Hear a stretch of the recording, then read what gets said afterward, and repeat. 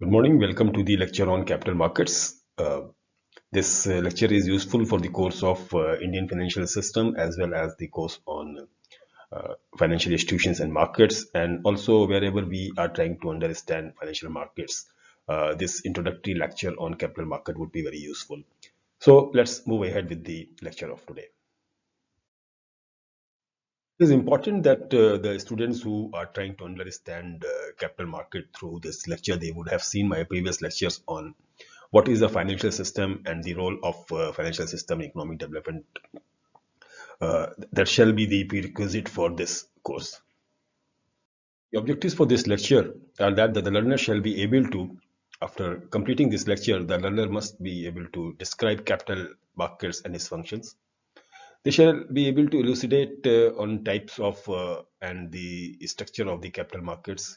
They shall be able to differentiate between the capital market and the money market, and they shall be able to describe the role of the regulator in the capital market, that is, Securities and Exchange Board of India. So let's begin with the understanding that what is capital market.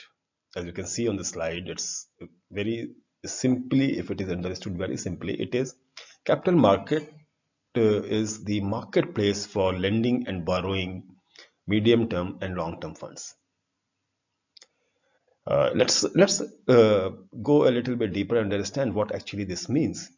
Capital markets refer to facilities and institutional arrangements through which medium and long term funds, that is, for a period of minimum 365 days or above, both debt and equity are raised and invested. It provides all with a series of channels through which savings of the community are made available for industrial and commercial enterprise and for the public in general. The capital market consists of development banks, commercial banks, and stock exchanges. Why should people borrow from capital market? Well, capital market provides with many benefits, with that one might not be able to avail through direct borrowing from a creditor. For example, in capital market, finance is available at a reasonable cost. Financial institutions are sufficiently developed and their processes are well established to provide free, fair, competitive, and transparent financial instruments. Capital market is efficient and mostly accurate in providing all necessary information to the investors and borrowers. Beside the benefits to the individual organization, capital markets contribute to the economic development by providing necessary capital for its facilitation. It is believed today that for strong growth prospects in an economy, presence of a strong and vibrant capital market is essential. Let us outline the players in capital market for corporate finance. On the one side of this diagram, we are going to start with corporate. Corporates are operating businesses. They run manufacturing companies, service companies, technology companies, and they require capital to grow and run their operations. On the other side, we have institutions. These consist of fund managers, that could be institutional investors, but also retail investors as well. These are the people that have capital. So the capital flows from the institutions or investment managers who have the money to the corporates that need that money to grow and run their businesses. In exchange, the corporations issue back to the investor bonds, which is debt, or shares, which are equity. And this completes the cycle between the two. Now, in the middle of these two groups sit the investments bank. They are often referred to as the sell side, and they have contacts on both sides of this diagram. They have corporate clients and they have institutional investors clients. Their job is to match the institutional investor with the corporate based risk and return expectations and investment styles to get a deal done. In addition, you have chartered accountant firms, regulators, that would be the fourth category we will talk about in the course. So, to review the four players in the corporate finance from our perspective, we have corporates, institutions, investment banks, and intermediaries and regulators. This is how the primary market works. Let's move on to the secondary market. In the secondary market, after securities have already been issued, they trade between investors. So on one side, you have a fund manager who wants to buy securities of a public company. And on the other side, you have a different fund manager somewhere else in the world, perhaps, who wants to sell those same securities. So that's what trade is facilitated over a stock exchange, but investment bankers get between these clients to help facilitate the trade. So once again, the investment banks facilitate sales and trading and provide equity research coverage to help the fund managers make decisions about buying and selling those securities. This is how the secondary market works. So to recap, in the primary markets, we have banks, corporates, fund managers, and regulators, all facilitating the issuance of securities. And in the secondary market, we have fund managers and banks together to trade securities in the market. This market makes market this makes market liquid, and this is what allows you to get in and out of the securities very easily in this secondary market trading.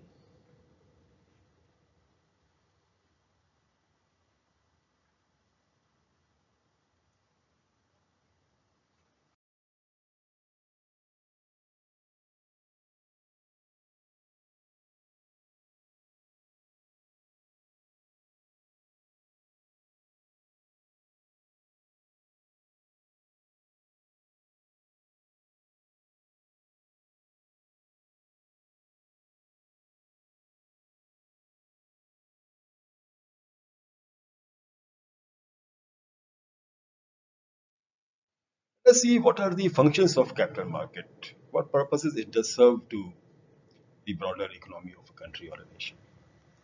While from a broader perspective, capital markets is viewed as a market of financial assets with long or infinite maturity. It actually plays a very important role in mobilizing resources and allocating them to productive channels. So it can be said that the process of economic growth of a country is facilitated by the capital markets. The important functions and significance of the markets are like this. The first and the foremost in them is the economic growth. The capital markets help to accelerate the process of economic growth. It reflects the general condition of the economy. Capital market helps in the proper allocation of resources from the people who have surplus capital to the people who are in need of capital. So we can say that it helps in the expansion of industry and trade of both public and private sector, leading to a balanced economic growth of a country. The second important function of the capital market is that it promotes savings habits. After the development of capital markets, the taxation system and the banking institutions provide facilities and provisions to the investors to save more. In the absence of capital market, they might have invested in unproductive assets like land or gold, or might have indulged into unnecessary spending. Then the capital markets provides stable and systemic security prices. Apart from the mobilization of funds, the capital market helps to stabilize the prices of stocks, reduction in the speculative activities, and providing capital to borrowers at a lower interest rate help in the stabilization of the security prices. And the very important function of capital market is to make funds available. Uh, See, investments are made in capital market on a continuous basis, and both the buyers and sellers interact and trade their capital and assets through an online platform. Stock exchanges like NSE or BSE provide the platform for this, and thus the transactions in the capital market become easy. Now let's understand what is the difference between capital market and money market. We shall be discussing these differences on six aspects. That is participants, instruments, duration, liquidity, safety, and expected return of both the markets. So let's start with participants. In the capital market, the participants in the market are financial institutions, banks, corporate entities, foreign investors, and ordinary retail investors from members of the public. Whereas money market uh, is participation is made by and large undertaken by the institutional participants such as RBI, bank, financial institutions, financial companies. You see that individuals are absent here, right? Um, then the second is the instruments in the market. That is for the capital market, the main instruments traded in capital market are equity shares, debentures, bonds, preference shares, etc. Whereas in the money market, the main instruments are short-term debt instruments such as treasury bills, trade bills, commercial papers, certificates of deposits, etc.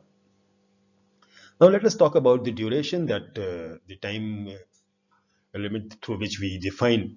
So the capital market deals in medium and long-term securities such as equity shares and debentures, whereas money market instruments have a maximum tenure of 1 year and may even be issued for a single day. Now, let's see how the liquidity is different between the two markets. Capital market securities are considered liquid investments because they are marketable on the stock exchange. However, a share may not be actively traded and it may not be easy to find a buyer for that share. But that doesn't mean that the entire market is completely always illiquid, right? So liquidity is available through market activity in the capital market, whereas in money market instruments, on the other hand, they enjoy a higher degree of liquidity as there is formal arrangement for this. The discount Finance House of India, now SBIDFHI, has been established for the specific objective of providing a ready market for money market instruments. So, degree of liquidity in money market is much higher in comparison to the capital market. Now, let's talk about the safety of the investments made in the both the markets. Let's compare that.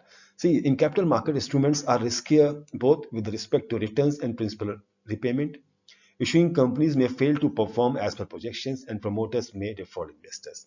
Whereas money market is generally much safer with the minimum risk of default. This is due to the shorter duration of investing and also a financial soundness of the issuer, which primarily are the government, banks, and highly rated companies.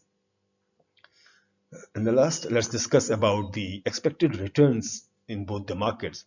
See, the investment in capital market generally yield a higher return for investors than the money market. The possibility of earning is higher if the securities are held for a longer duration. Whereas money market is of short duration and it doesn't provide high return on the investment. So these are the differences between the money market and the capital market. The picture on the slide gives you an overview of how uh, the capital market is structured in India. You can see there are government securities, industrial securities, development financial institutions, and financial intermediaries. And then there we have securities market divided into primary and secondary market. Then there are development institutions like IFCI, ICI, SFC, IDBI, etc. And then intermediaries provide you services like merchant banking. Then mutual funds are there, leasing companies are there, and government securities, are there, keep on issuing, bringing new issues to the market. Let us discuss this in a little detail. See, after independence, India realized importance of industrialization and opted industry as prime moving force. But to achieve this objective, there was a requirement of huge investment in the form of capital. Unlike in the industrialized Western economies, India's banking sector was not developed and it was very weak, small and geographically unevenly distributed. So to deal with this challenge, government decided to set up financial institutions which could play the role of banks till banks gain strength and presence to take the responsibility of project financing. Banks at that time were weak due to low saving rate and lower deposits from public. Uh, Institutions like IFCI in 1948, ICICI in 1955, IDBI in 1964, SIDBI in 1990, and IIBI in 1997 were established. All of them, except ICICI, which was a joint venture between RBI and some foreign banks and financial institutions, were funded by the government. But post 1991 liberalization, stock market became popular among the industries, and position of bank also strengthened as a source of fund. Compared to financial institutions, stock market provided easy and cheaper capital. After that, financial institutions became irrelevant. Thus, on the suggestion of Narsimhan Committee, when the government of India decided to convert FIs into the All India development banks, and in 2000 the government allowed ICICI to go for a reverse merger when the an older enterprise is merged with a younger one. And with the ICICI Bank, it was first AIDB merged with no obligation of project financing. Presently, there are only four financial institutions operating in country as regulated AIFIs by RBI, that is NABARD, SIDBI, Exim Bank, and NHB. Investment institutions, that is government set up another set of investment institutions consisting of LIC 1956, UTI 1964, and GIC 1971. But as soon as their investment related functions started fading away, government allocated them different segments. Now, LIC is a public sector insurance company in the life segment. GIC has been converted into public sector reinsurance company in 2000, and UTI was converted into a mutual fund company in 2002. It is now part of Indian financial fund industry, Indian mutual fund industry, and the lone such firm in public sector competing with other private sector companies. Apart from this, we have number of state level financial institutions, which we shall be discussing shortly in the next slide. That is the state financial corporations and the state industrial development corporation. Right, and then there are banking companies, insurance companies. We are just moving to the next slide to understand this a little deeper. Right, I would like to tell you here about the government securities market. See, the securities market are financial instruments raised to uh, securities are financial instruments to raise funds. The primary function of the securities market is to enable the flow of capital from those that have it to those that need it. Securities market help in transfer of resources from those with idle resources to others who have a productive need of them. The gilt edge market refers to market for the government and semi-government securities backed by RBI. The securities traded in this market are stable in value and are much sought after by banks and other institutions. The industrial securities market refers to market for shares and debentures of old and new companies. This market is further divided into new issues market and old capital market, meaning the stock exchange. Securities market are divided into government securities market and industrial securities market. Government securities market for both old and new issues has been on the over-the-counter market where securities of the union government and state governments were issued. An over-the-counter or the OTC market and an exchange market are the two basic ways of organizing securities market. In the OTC market, dealers act as market makers by quoting prices by which they will buy and sell a security currency or the financial products. A trade can be executed between two participants in an OTC market without others being aware of the price at which the transaction was completed. Let's move on to the next slide. So as I was telling you that it was on the suggestion of Narsimhan Committee 1 that the government decided to convert financial institutions into All India Development Banks.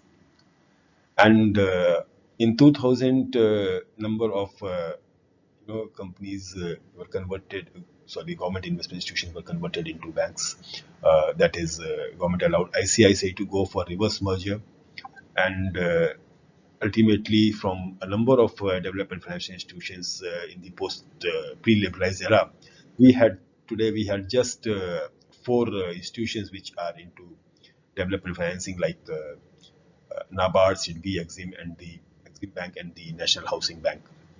Right. Then there are a number of investment institutions which the government brought forth, as I told you, that is LIC, UTI, and GIC. All of them have now changed their forms in the post-liberalized era, as discussed in the previous slide. Now, let us have a look at the state-level financial institutions. To facilitate the growth and development at the regional level, government allowed states to set up their own financial institutions after the states demanded so. And there are many state-level institutions such as state financial corporations or SFCs. These have been established under the Financial Corporation Act of 1951, and present there are 18 state financial corporations operating and providing long-term finance for setting up of the smaller projects within their region. The SFCs provide financial assistance by way of term loan, subscription to equity and debentures, guarantees, discount of bills, and seed or special capital.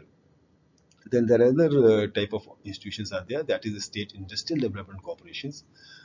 These were set up under the Companies Act 1956 as wholly owned undertakings of the governments with the specific objective of promoting and developing and large industries in their respective states, union territories. Some of SIDCs also offer a package of development services that include technical guidance, assistance in plant location, and coordination with other agencies. Now, see, what are the resources to these state financial institutions? These institutions generally do not have very large resources to meet the growing demand of industry within their region. They raise resources by issue of share capital, issue of bonds and debentures guaranteed by state governments. Additional resources are raised by accepting deposits from public and by borrowings uh, from state governments. Other main resources available to these institutions are refinanced from Industrial Development Bank of India or SIDBI. Now, IDBI is not there, so this development facility, is not available to them. But SIDBI still plays its role. And then we have banking industry, which has emerged as a major source of debt fund to financing industrial projects. Now we shall discuss in detail about banking industry in a later lecture. Let's move on to another source, that is insurance companies. After independence, life and non-life insurance businesses were nationalized by the government in 1956 and 1970 respectively for the purpose of facilitating nation building. But after liberalization, there was need for the economic reforms and making industry competitive. Thus, the industry was opened for entry of private players in 1999.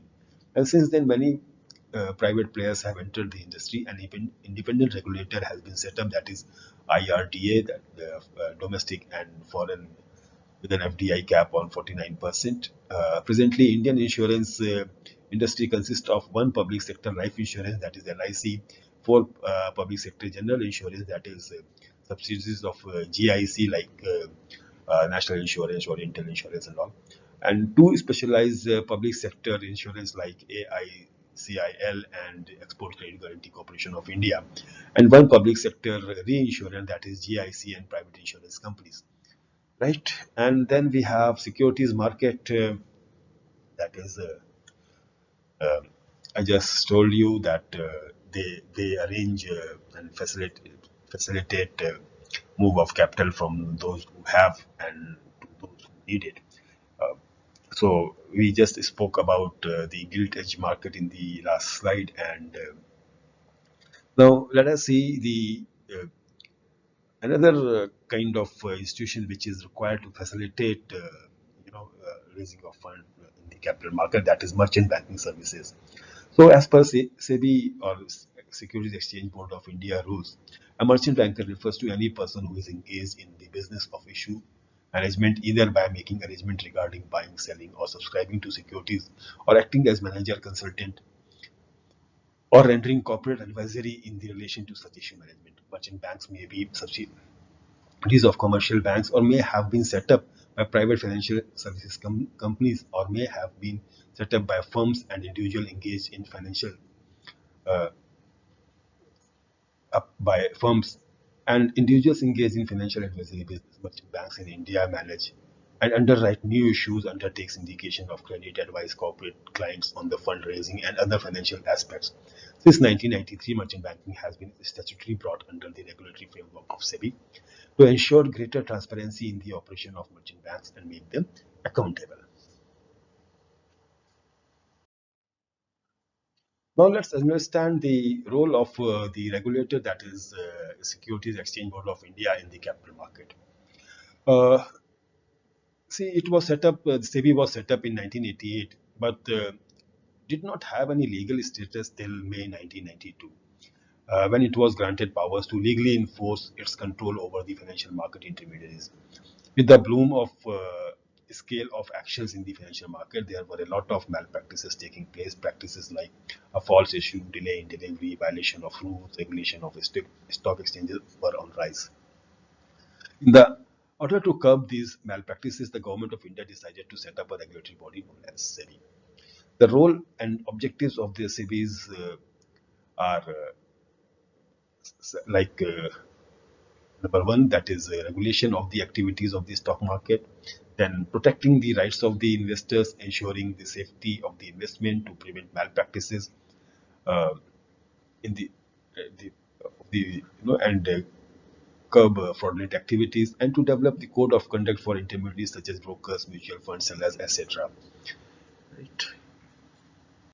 Now let's have a look at the recent developments in Indian capital market. The Indian capital markets have been going through various developments over the years, and most significant are One, new measures of risk management. Investments in the capital market are exposed to various risks, though some are systemic risk and others happen as a result of unsystematic market activities. Uh, so, first we'll talk about measures to reduce price volatility. Volatility is the function of price movements. It is the rate of up or down movement of the stock price. Volatility is regarded as negative factor for the markets as it represents uncertainty and risk.